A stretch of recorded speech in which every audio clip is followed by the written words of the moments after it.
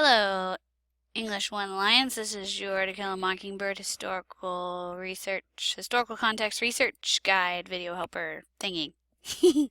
Alright, so we are going to go to readylibrary.com. We're going to click on English 1 To Kill a Mockingbird. We are going to click on the click here to open up the Mac and VIA group for you. In here is a link to various research topics, lenses that you may be looking at this assignment through, and then here are some resources that I'm going to show you how to use and in what order and how to get citations and all that good stuff. This is just a link to Google Drive, so if you want to have a quick access to Google Drive, it's right there. This is the MLA Style Guide to OWL's Purdue's Online Writing Lab MLA Style Guide. That is what that is. You can click right here to change the view if you want to see a bigger description of any of these resources. You can click right there to change the view.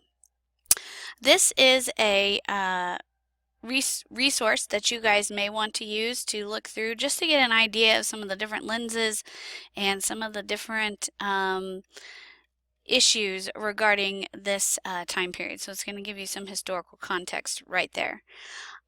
The other thing that I want to show you is this source right here. And so if I click on this source right here, this is going to tell you some of the different, basically the very basic different types of resources that you have access to in Mac and VIA. And so basically it gives you what type of source it is, a description of what's in that source, how to use that source for research, and then what databases within Mac and VIA contain that particular type of source. So when your teacher says you need 3 different types of sources, these are the basic different types of sources that you have access to through Mac and VIA. And that is this this resource right here, okay?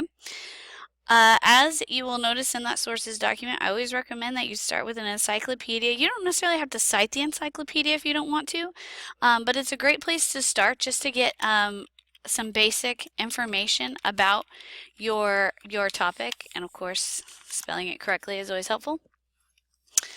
So we can click on this right here and it's going to take you into, there's a little video here that you can watch. There are some images and then different information in the article, of course, about the Great Depression. If I wanted to use this article and cite it, I will make sure that this says MLA, and then I will copy and paste this citation into my works cited page for this assignment, okay?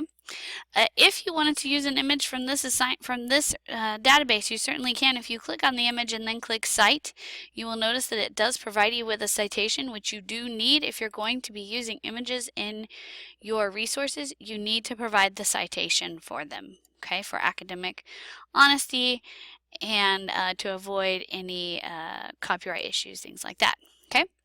So that is Britannica School, an online encyclopedia. After the online encyclopedia, I recommend ABC Clio American History because there are a few resources in here that are going to just give you a little more information about this book specifically. And so here is a biography about Harper Lee. Here are some images, and then it also tells you that it will tell you when To Kill a Mockingbird won the Pulitzer Prize. Over here on the Topic Center, it's going to give you some information about the crash and Great Depression and the time period of 1929 to 1939. So this will give you some information here as well. So let's say I wanted to use this, then I would click right here on Cite, and then I would copy and paste this MLA citation right here into my works cited page. This is another one where if you wanted to use an image from this database, any of the images, you can certainly drag and drop this image into anything Google and then copy and paste this MLA citation into your works cited page, okay? All the images in ABC Clio have citations provided as well. The next place that I recommend that you go is Student Resources and Context, and I'm about to show you why this database is one of my favorites. Remember when I was talking to you about the different types of sources? Well, whenever you go into Student Resources and Context and type in your topic, you're going to notice that there are, over here on the right hand side, are a list of the various types of sources. So reference are primarily going to be encyclopedias and reference books that you can access. And then of course there's going to be some biographies, there's images, and all of these images will have citations. There are 24 primary sources, as well as creative works, audio, video, news, magazines, academic journals, critical essays, websites, and then some related topic links as well. And you'll notice right here 1930s Dust Bowl, Franklin D. Roosevelt, these are some of the related topics that automatically populates. So you can click on any of these right here. Like let's say I wanted to go to the news sources. I can click on news and it's going to bring me right down here to news. Now primary sources are of course sources that were recorded at the time of the historical event. So in this database there are 24 sources, and one of the things I'm going to talk to you about in your lesson is bias and reliability. Now of course when we're looking at primary sources, a lot of times we are looking at issues of bias and or reliability because of the nature of the primary source. Primary sources do not necessarily have to be objective. Instead they are more subjective because they are usually containing someone's opinion or information. So in this one, A Hobo Remembers the Great Depression, this of course would be very biased toward his experience, and you would have to understand that the reliability of this particular source is coming from a person who is probably not a journalist or that type of thing, okay? But let's say I wanted to use this. I could click download, save to Google Drive, and download this directly into my Google Drive. You can see I'm signed into my Google Drive. I can also click here and choose the MLA and copy and paste this citation into my Works Cited page. I may also want to grab this link and put it somewhere, so that way if I wanted to click on this article and come back to it at a later time, I could. So this is one of those great databases that gives you a lot of different sources. Okay, so this is a really great one to use for an assignment like this.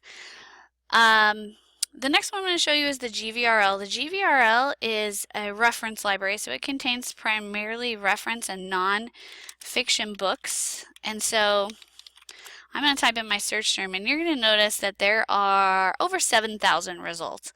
That's a lot for me to go through. So at this point in my research, I probably know that I'm looking for something very specific. So for instance, I'm going to type in my search term again, and then I'm going to say that I also want information about